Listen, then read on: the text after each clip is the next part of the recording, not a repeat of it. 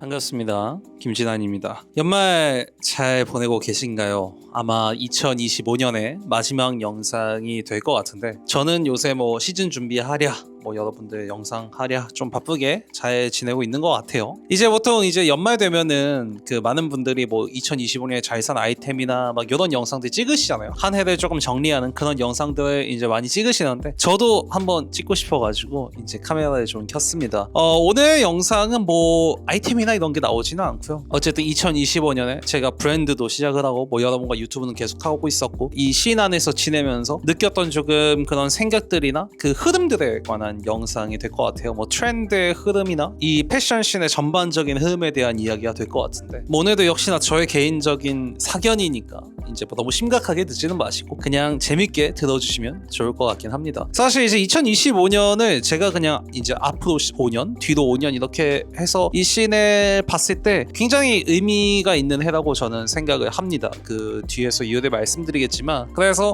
한번 이야기를 시작해보면 일단 오늘 제가 드릴 이야기의 가장 기저에 깔려있는 개념부터 말씀을 드리고 가면 여러분들이 훨씬 더 쉬우실 것 같은데 저는 패션 그리고 그 패션보다 조금 더 한 단계 위에 있는 큰 범위 안에서 트렌드라는 개념 자체는 항상 정반합에서 출발한다라고 생각을 해요. 예전 영상에서도 사실 이걸 가지고 한번 얘기를 간단히 한 적이 있는데 그냥 한 번 더 리마인드를 해보면 정반합이라는 개념을 패션에 집어넣어서 단순한 예시로 보면 굉장히 쉽습니다. 어느 순간 뭔가 오버한 핏 이런 것들이 트렌드가 되고 다수가 향유하고 그 오버핏이 기본 핏이 되면 이 오버핏이 정이라는 개념이 되는 거죠. 그리고 그 정과 반대편에 있는 특히 패션씬에서는 남들과 다른 걸 좀 항상 좋아하는 사람들이 있기 마련이기 때문에 이 사람들이 자연스럽게 선택하는 뭔가 레귤러한 핏이나 조금 더 슬림한 핏이 아까 오버핏에 반대되는 반의 개념이 되죠.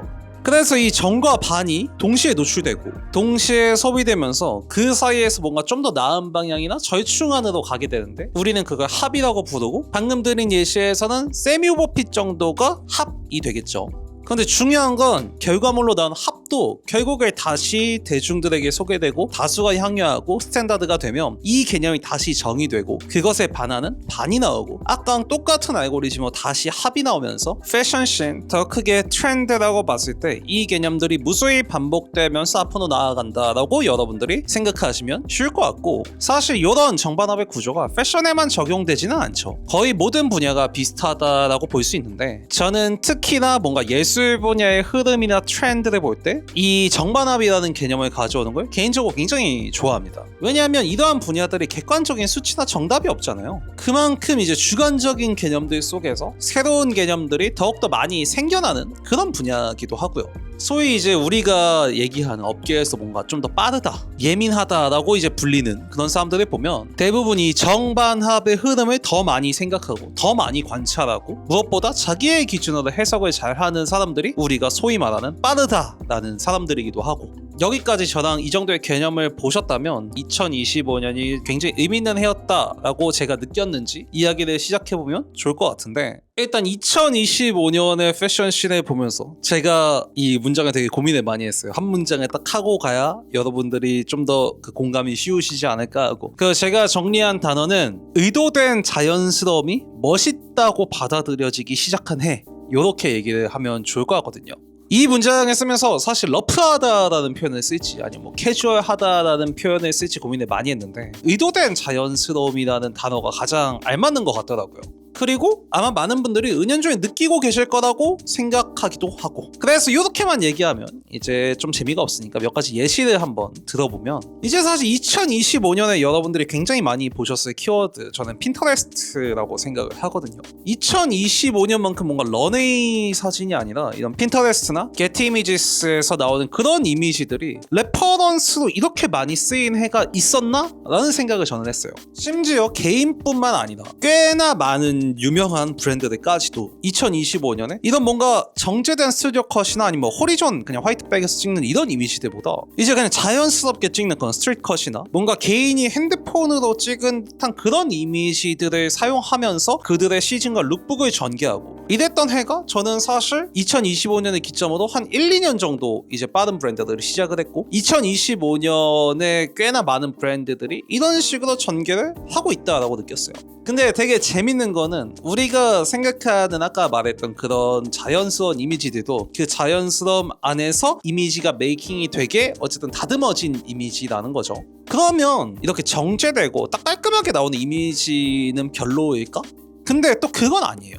여기서 제가 아까 말했던 영상 처음에 말했던 2025년이 그 신의 흐름이 조금 굉장히 의미 있는 해다라고 말하는 지점이 나오는데 뭔가 딱 만들어진 그 멋이 정이라고 한다면 지금 대두되고 있고 제가 2025년부터 뭔가 그런 흐름이 많이 보인다라고 했던 그런 자연스러운 멋을 추구하는 이미지는 반에 놓이겠죠. 그리고 중요한 건 지금 이 둘의 정과 반이 둘이 서로 영향을 주고받고 상호공존을 하면서 합이라는 부분을 계속 만들어 갖고 있는 단계가 2025년인 것 같았어요 저는. 그래서 제가 2025년에 저한테 굉장히 의미가 있는 해다라는 이야기를 처음에 했던 거고, 자 이걸 이제 조금 더 디테일하게 여러분들이 좀 더 패션에 그 바로 뭔가 연상 가능한 이야기로 이어가 보면 여러분들이 요즘 생각하시는 좀 멋지다 혹은 특정한 그 개념에 이제 진짜 딱 그 끝에 있는 브랜드들 있잖아요. 그런 브랜드들을 몇 개 떠올려 볼까요? 뭐 아프레세나 나이스니스 같은 브랜드들 정말 잘 만들고 이제 복각을 기준으로 뭔가 재해석을 해서 그런 일본적인 메이킹과 이런 것들이 굉장히 잘 들어가 있는 브랜드들이죠. 근데 우리가 굉장히 흔하게 떠올리는 일본 브랜드의 인상이 분명히 존재하지만 이들이 찍는 이미지나 그들의 뭔가 그런 플레이, 무드의 메이킹 하는 걸 보면 제가 느꼈을 때는 유럽 브랜드 조금 더 세련된 느낌에 훨씬 더 가깝게 메이킹을 하고 있거든요. 반대로 이제 더러우를 한번 떠올려 볼게요. 더러우. 우리가 생각하는 그런 더러우 좀 뉴욕 느낌 특유의 섬세함이나 간결함, 그런 세련됨 분명히 우리가 생각하는 건 뉴욕이 준 이미지가 존재하잖아요. 그런데 얘네가 이제 레퍼런스로 삼고 실제로 메이킹 되는 옷들을 보면 이런 조금 더 자연스러운 밀리터리 베이스의 옷들을 더 많이 만들고 있거든요. 조금 감이 오시죠? ERD 얘기해볼까? ERD는 굉장히 러프한 브랜드처럼 이제 보이죠. 물론 이제 옷 자체는 굉장히 러프할 수 있거든요. 그런데 ERD가 만드는 그 브랜드의 이미지 메이킹을 보면 그 러프한 그 옷들과는 되게 좀 상반되는 지점에서 굉장히 세련된 지점을 가져가려고 계속 그런 이미지들을 만들어낸단 말이에요. 결국 이 이야기에 제가 들어드린 예시의 핵심이 뭐냐면 많은 사람들 그리고 이제 많은 브랜드들이 그동안 만들어왔던 그런 멋에서 조금 더 솔직해지고 조금 더 자연스러워지는 과정에 있으면서도 동시에 여전히 제가 아까 말씀드렸던 정으로 남아있는 조금 더 세련되고 좀 더 정제되고 그런 지점들을 의도적으로 공존시키고 있다는 거예요. 그리고 저는 2025년이 유독 그 두 지점이 조금 선명하게 공존하는 해처럼 느꼈던 거죠. 이걸 이제 좀 샵의 개념으로 가져와 보면 뭐 빈티지 샵 혹은 아카이브 샵 같은 것들이 2025년만큼 이렇게 활기찼던 적이 있을까? 라는 생각을 하고 요즘에 이제 빈티지 샵이나 아카이브 샵을 보면 우리가 흔히 떠올리는 그런 자연스러운 이미지라기보다는 오히려 셀렉샵에 가까운 굉장히 세련된 이미지들을 뽑아내거든요. 그러니까 빈티지 샵이라는 오히려 본질적으로 조금 더 날것에 가까운 것들을 파는 샵들이 이제 무드 중심의 이미지나 그런 스타일링을 통해서 정제된 방식으로 풀려나오고 있고 이 두 가지가 자연스럽게 공존하면서 조금 서서히 스며들고 있는 느낌?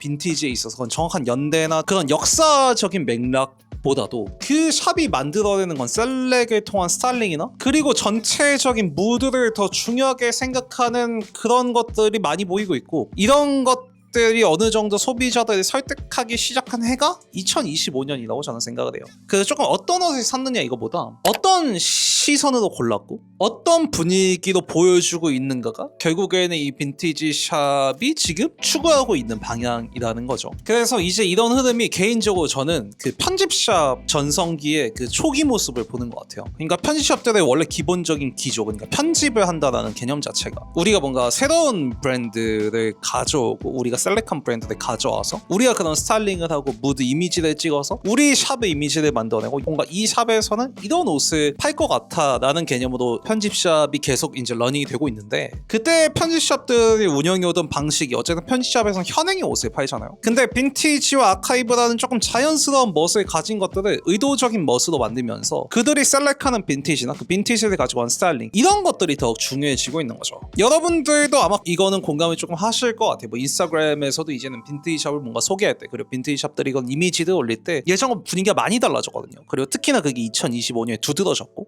결국 이러한 것들도 제가 이제 앞에서 얘기했던 뭔가 의도된 자연스러움이라는 그 맥락 안에 같이 있다라고 저는 생각을 해요. 러프하고 그런 조금 자연스러울 수밖에 없는 아이템을 가져다가 무드 중심의 그런 세련됨으로 풀어내고, 그 과정 자체를 이제 하나의 멋으로 설득하는 단계로 진입하기 시작한 거죠. 그리고 아까 말씀드린 것처럼 소비자들도 역시나 공감을 하고 있는 것 같고, 그래서 앞에서 뭔가 브랜드의 예시랑 뭐 빈티지샵, 아카이브샵에 대한 이야기를 하면서 좀 얘기를 해봤는데, 이제 그러면 이제 이 영상 여기까지 넘기신 분들도 있을 수도 있을 것 같아요. 그럼 어떻게 입어야 할까요? 지금 이 트렌드나 흐름 안에서. 아마 근데 여기까지 그냥 넘어오신 분들은 좀 실망스러운 답변이 될 수도 있는데, 저는 이 파트를 가장 짧게 얘기하고 싶긴 해요. 제가 생각하는 지금 트렌드 이 흐름 안에서의 가장 중요한 그 옷을 입는데 중요한 지점은 주체적인 해석인 것 같아요. 이게 무슨 말이냐면 2025년 한 해를 이제 지나면서 시인 전체의 흐름이 이제 예전처럼 이 아이템은 뭐 이제 유행이 아니고 이 핏은 끝났고 이거는 뭐 유행이 가서 입으면 안 되고, 이런 객관적인 기준, 그 미의 객관적인 기준에서 벗어나고 있다고 저는 느꼈거든요. 지금은 어떻게 가고 있냐면 오히려 지금 이걸 이렇게 입는 게 멋있고, 지금 이 핏을 이렇게 입는 게 멋있고, 어떤 특정한 아이템을 가져와서 이렇게 입는 게 멋있고, 그 아이템이나 핏이나 이런 것들이 다수가 조금 생각하는 미의 기준에 놓여있지 않더라도 이런 자연스러운 멋을 조금 받아들이는 단계가 되면서 그걸 입는 사람이나 누군가 착장을 보는 사람도 주체적인 해석이 들어간 부분들이 더욱더 멋있고 확실히 자기 색깔이 있다고 느껴지는 룩이 된 거죠. 나한테는 이게 더 멋있어, 나한테는 이게 좀 더 자연스러워 라고 좀 말할 수 있는 그런 태도 같은 것들이 더욱 중요해진 시점이고, 그래서 그런 의미에서 이 주체적인 해석을 아까 말씀드린 좀 더 디테일하게 표현해보면 스타일링이 훨씬 더 강조가 되는 트렌드가 오지 않을까, 이런 생각을 합니다. 자연스러운 옷도 멋있게 풀 수 있고 멋있는 옷도 자연스럽게 풀 수 있는 가장 좋은 방법이 내가 내 옷을 입는 방식, 그러니까 한마디로 스타일링이죠. 누군가를 해준다는 개념보다 내가 내 옷을 입을 때 스타일링으로 가는데, 제가 앞서서 말했던 모든 것들을 종합했을 때 이 스타일링이라는 단어, 그러니까 주체적인 해석에 출발해서 결국 그걸 스타일링까지 끌고 오는 과정, 샵들도 그렇고 제가 아까 말했던 브랜드들도 그렇고 유튜브 시장에서도 단순하게 조금 아이템을 추천하고 그런 주체적인 해석 없이 그런 것들에 대한 수요가 저는 점점 낮아질 거라고 생각을 했어요. 물론 니치한 시장 안에서. 그러니까 앞에서 얘기했던 뭔가 그 게티 이미지스의 레퍼런스도 같은 맥락인데, 게티 이미지스에서 보여지는 그 이미지들이 지금 매력적으로 다가오는 거는 단순히 어떤 옷을 입었는지보다 내가 좀 좋아하는 뮤즈나 혹은 아티스트, 뭐 영화배우가 될 수도 있죠. 그러니까 그 사람이 자기 나름대로 주체적인 해석을 가지고 자기만의 것으로 만든 스타일링이 보이기 때문이라고 저는 생각을 하거든요. 그 사람이 뭔가 어떤 아이템을 입었냐보다 전체적인 그 스타일링 맥락 안에서 얘가 블루 팬츠를 입었는데 뭐 이게 코듀로이라면 뭔가 나는 코튼으로 가져와서 입어볼 수도 있고, 이런 식이기 때문에 여러분들이 최근에 뭔가 많이 올리고 보는 그런 게티 이미지스 레퍼런스 이미지들이 멋있어 보인다라고 저는 생각을 해요. 그러니까 그 사람들이 옷을 어떻게 해석하고 어떤 무드로 입고 있는지를 보는 게 앞으로는 더욱더 조금 중요해질 거라는 말이죠.